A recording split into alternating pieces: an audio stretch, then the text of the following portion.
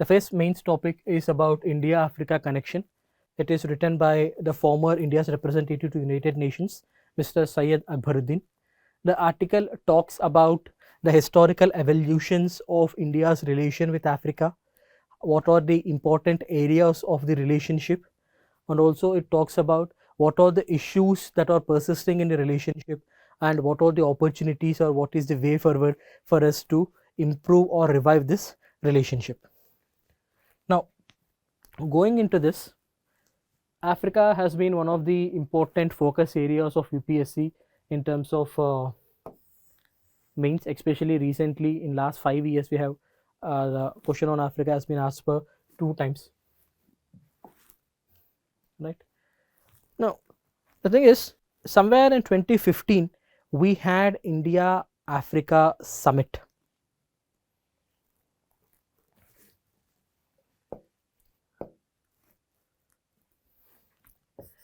We had India Africa Forum Summit. The first summit happened in 2008 and the second summit happened under 2015. As soon as the current Prime Minister Shri Narendra Modi ji has took office, he invited all the 54 African leaders, and all the 54 African leaders attended this summit, and it has reinvigorated the partnership between India and Africa. And it's been 10 years since that summit and there is no other summit. So the author here makes a point that it is time to have another summit and reinvigorate the relationship. So in this last 10 years, there have been some substantial improvements in India-Africa relationship. The first thing is that India had added new 18 embassies or missions in Africa. The trade increased to almost 100 billion, and India provided 14 billion lines of $14 billion worth of lines of credit to Africa. And India is also supporting human resource development in Africa through tele-education and provision of IIT campus in Africa region, etc. However, African economic landscape is still dominated by China, right? So India has evolved from a partner which is providing money for development projects to co-building projects in Africa.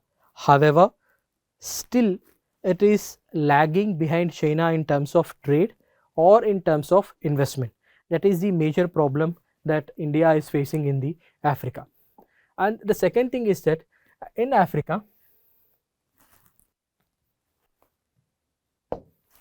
there is a massive need for digital economy and its related solutions, and India with its UPI and public digital infrastructure stack can pave the way. But the problem is, though India have necessary tools to help Africa, what we are lacking is in delivery.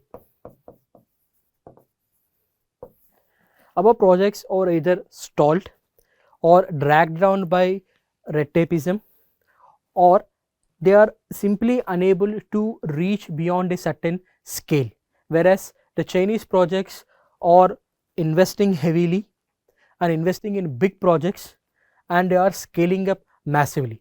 So the author says, despite of having the tools, despite of having the historical connect with Africa, either it is NAM movement or it is our colonial struggle or our support to South African apartheid movement or our Mahatma Gandhi's role in South Africa, right? From the ancient times, India has a cultural, economic and people to people connect with Africa, and despite of all the overwhelmingly positive factors, India is lagging behind because of our inability to invest, because of our inability to scale up, because of our inability to deliver. And the next thing is that another advantage the India-Africa relationship has is the massive people to people connect, right? Almost 4 lakh Africans are studying or have studied in India, gone back to their home countries and are in a powerful positions, and they form a living bridge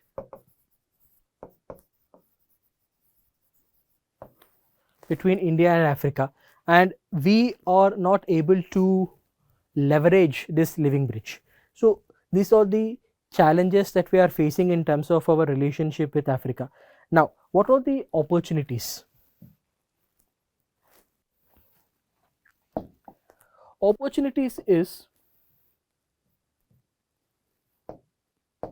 by 2050, India will be third largest economy, and one in every fourth person will be an African. So we are about to become an economic powerhouse, and Africa is about to have a demographic boom. So there is an opportunity for us to work together. That is the biggest opportunity. And the next opportunity is that Africa is looking at a way to make a united or unified market. And this unified market gives opportunity for India to push its technologies and investment. However, the challenge here India faces is not just India is doing to do that. This is a market provided by other global companies also, global economies also. So USA, China, Japan, EU, everyone is competing to establish themselves in African market, and India has to compete with them despite of having an advantage, right? So these are the some of the challenges. Now, what is the way forward here?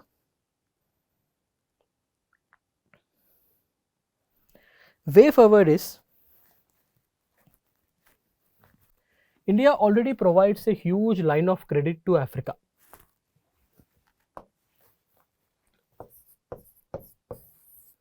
So every line of credit that is extended to Africa should have a visible outcome. This visible outcome will show to the world that we are good at delivering what we promised. Point number one. Point number two, India Africa digital corridor. Right? Africa is looking to digitalize its economy, and India in the global south is forefront at a digitalized economy. So India should leverage its position and try to develop an India Africa digital corridor. In this endeavor, instead of being a nation which provides, India should work with Africa to co-develop new technologies, green technologies, and exciting digital technologies, right? And third and foremost is reviving India Africa Forum Summit. It's been 10 years, and it's now time to revive this summit again, which will reinvigorate the relationship between the India and the African continent. So this is the about this article. Now, the next article deals with Indian lower judiciary, and especially with the pendency of cases in the lower judiciary. The author of this article says that the pendency and the way litigation happens in lower judiciary is one of the most important reason for a high number of pendency cases across Indian judiciary. Recently, CJI also has pointed this, saying that the stagnation in the lower judiciary is because of the litigation practices, and also the qualifications and the ability of the judges and judicial officers in the lower judiciary. Now, we'll discuss what are the problems that happening in the lower judiciary. The problem is, this is a structure of Indian judiciary where Supreme Court sits on the top, High Court, subordinate courts, then we have civil courts, criminal courts, revenue courts, district courts. Just go through this chart. We have uploading the PDF of this, right? Now, let's get into the details. The first problem is that procedural issues. In the sense, the Code of Civil Procedure and Civil Rules for Practice, the Code of Civil Procedure and Civil Rules for Practice says that the lower court judges has to entertain proceedings in the court by issuing summons, in party attendance, and receiving wakalatnamas. The problem with all this is that most of the time, if the court is starting at 10:30, well past 2:30, most of the time of the lower judiciary judges goes in doing this clerical and ministerial work. Because of this, the disposing of cases and real hearing of the cases are not happening.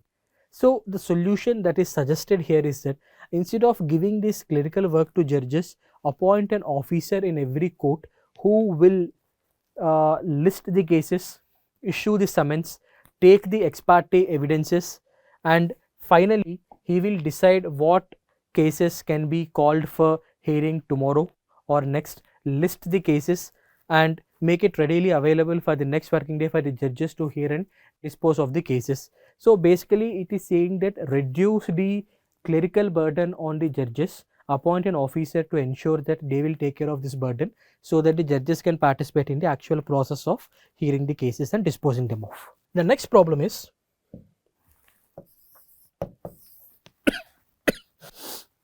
the lack of ability or competency or qualification.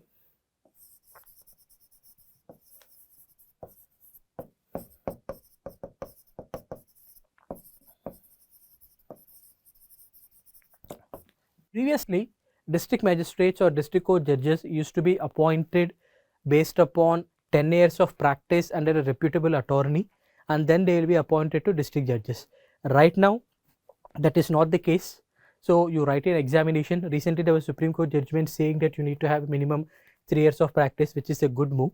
But before that, before this judgment, you write an examination and you get appointed to district judge. And these people will not have any idea about real running of the courts, interacting with the lawyers, interacting with the petitioners, disposing of cases, or even dictating simple thing as a judgment. So one of the solutions that is suggested to remedy this issue is that once a candidate is selected to be appointed for a district court as a judge, he or she should work in a high court